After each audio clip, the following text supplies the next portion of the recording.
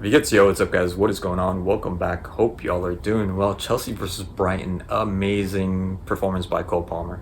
This was a Cole Palmer exhibition match. But before I get into Cole Palmer and his amazing exploits in this game, Brighton, 15 minutes of Brighton, 1-0, up 1-0. What happened? They were playing good. Baliba, Welbeck, Mitoma. I mean, they were playing good enough, and I thought they were going to get a second goal. I never would have thought that they would have been they would have been losing by 4, right? They did come back, but that's crazy because they were playing actually pretty well the first 15 minutes, and then towards the end too, because that was a different Chelsea team by that point. They made all the subs. Well, they made a lot of subs, and Ciso came in. He had a couple of chances also. Welbeck also. So it was, I mean, it was a little bit too little too late kind of thing, but still they were kind of sort of back on it. And the overall score was a 2-0, so they could have came back the 2-1, and had it been 4-3, easy to come back at 4-4. I doubt this would have stayed at a 4-3 if they would have managed to get that goal, that one important goal that they were trying to get in the last 20-30 minutes. Sanchez pretty much, that's another one. I'm trying to touch on the ugly of this game, and Brighton just with the huge mistakes from Webster, Estupinian giving that free kick, and other mistakes that he made. Just a lot of giving away, and it still was an entertaining match because there was a lot of like ping pong action going on back and forth. But Brighton, I did not recognize you. I can't blame you because like so many players left, so many players are in different teams, and obviously you're starting sort of from scratch again. So I don't expect you to have this amazing team that you did 2 seasons ago when I first started watching football and started noticing Brighton. Brighton were one of those teams that I really wanted to follow, and I was always interested in what they were doing, because they had this amazing squad that shouldn't have been the case under De Zerbi. They were playing amazing, beautiful football, and football that I think other teams were emulating too, especially with the back line, the way they would beat the high press. Very impressive football. And this team just wasn't. Now, I know I heard that 2 very important players, the Fleckel, I think it was missing. That's significant. Still, not a good performance, right? And pretty much gifted some of these goals to Chelsea. Like the Verbruggen mess up, giving it right to, I think it was Madueke, and Sancho with the pass to Palmer for his 4th goal. That was a gift. That was a gift. Pretty much just ended up doing Chelsea a huge favor with that. And then Sanchez, that first goal, because the second goal was off of Sanchez. Now, I was going to say Fofana. I wanted to put some of the blame on Fofana in the second goal because, he kind of like took a while, and by the time he took a while, things got a little bit more congested and closed off for Sanchez. But you had plenty of chance. Sanchez, you had a lot of opportunities to make a better pass or just clear the hell out of that ball, and ends up making a really bad pass to Caicedo. Can't really blame Caicedo, and I was going to blame somewhat Fofana, but can't really blame Fofana at all. For the first one, though, the way Brighton ended up getting the ball in the middle with, what was his name, the Dutch guy, Pfeiffer, that was the only thing that pretty much Pfeiffer did, because another one that made a lot of mistakes and just did not have a good game, ended up being subbed. That's the one action I thought he did pretty good, just getting the ball, receiving the ball in the middle, nobody marking him, and then Mitoma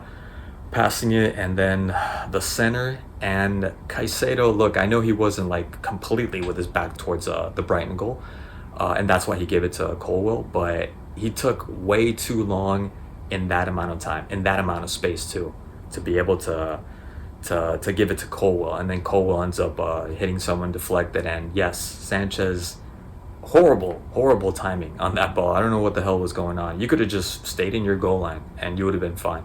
No one was going to score a header from there. So things looked really bad for Sanchez at that point, even though he made a really good save afterwards, maybe like a minute, 2 minutes later.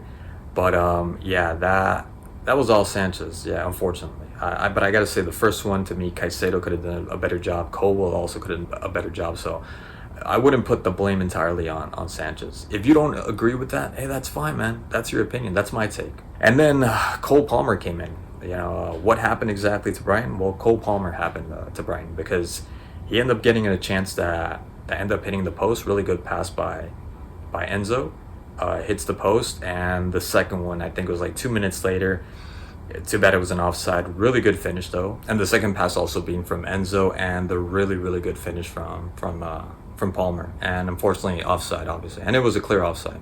And then the first goal, man, that first goal, really good job from Jackson. I thought Jackson was gonna flub it though. I thought he kind of looked a little bit like he was gonna lose the ball. He was stumbling a bit and ends up getting the little flick off to Palmer. And credit to Palmer again, because we know he has that, that sweet first touch.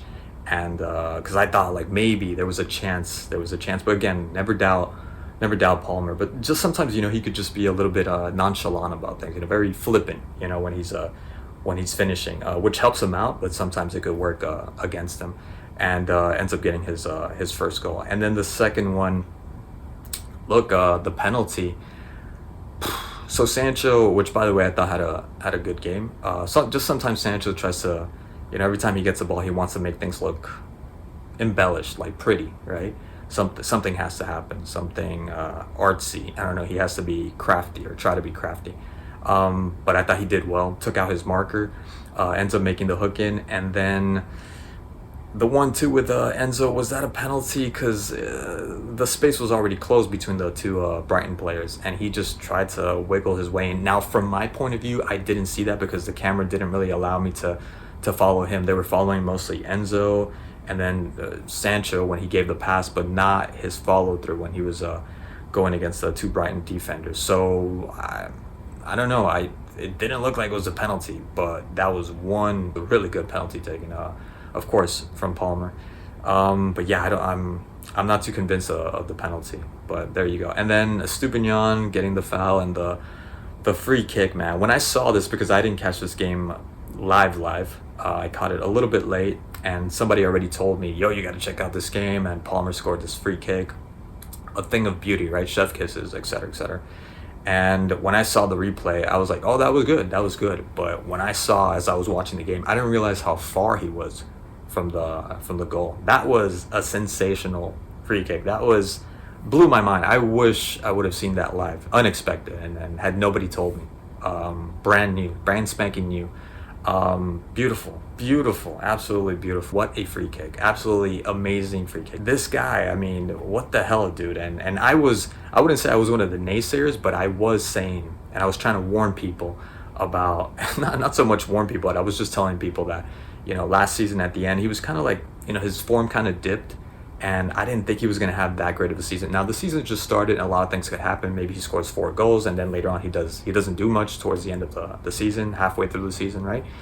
But I just figured that like players kind of got to know him already. They figured him out, the opposition. But 4 goals and the way in which he scored, yes, he's at the Bridge. He's at Stamford Bridge. They're playing at home. I didn't say that because I'm hoping him to go south and absolutely be a complete wash. I want him to do good. I want him to score. I enjoy watching Palmer play. Just thought that maybe his form would have dipped. So it's too early to say either or. But I still kind of do believe that, that maybe, they figure it out and they know how to defend him. So who knows? But the way he scores goals, I mean, it just kind of shows you that he's still going to score goals no matter what.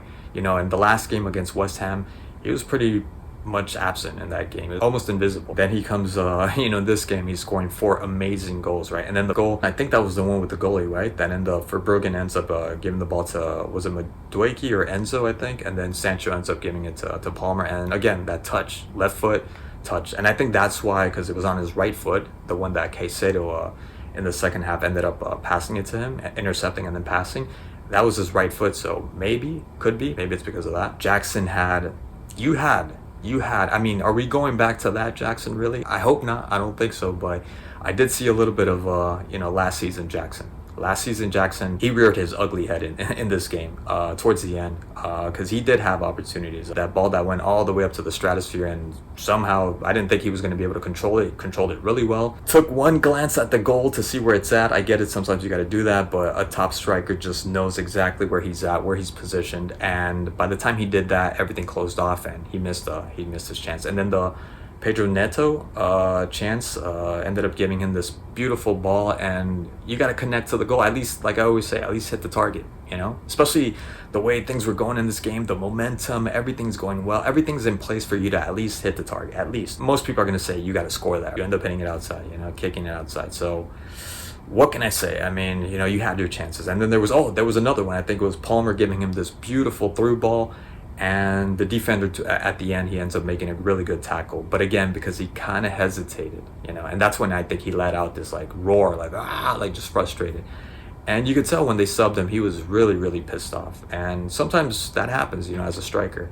And yes, there were times that I think Madueke, who was also looking for a goal himself, could have gave it to Jackson and didn't give it to Jackson. So that's just, I get that hunger has to be there, and he has that, but he also has to be able to recognize that he was, he had his chances and he didn't take them, and that's just the way it goes. So really good performance. Sancho, like I said, everyone played good. Correa, Sanchez is the only one, even though he made some pretty good tackles. Let's be honest, there was some really good, saves. He made some really good blocks and saves. But just those 2 goals, yeah, that was pretty much on him. You could easily pin that on him. Even though I said that, some of the blame could be for the first goal, Caicedo and Colwell, but yeah, fine. I could see people saying that it's all Sanchez, right? So yeah, really good game, and I don't know. What are they in second place? Should be interesting. Like I said before, like yesterday when I was watching the West Ham game, when they play against City, Manchester United, the City one. That's what I'm looking forward.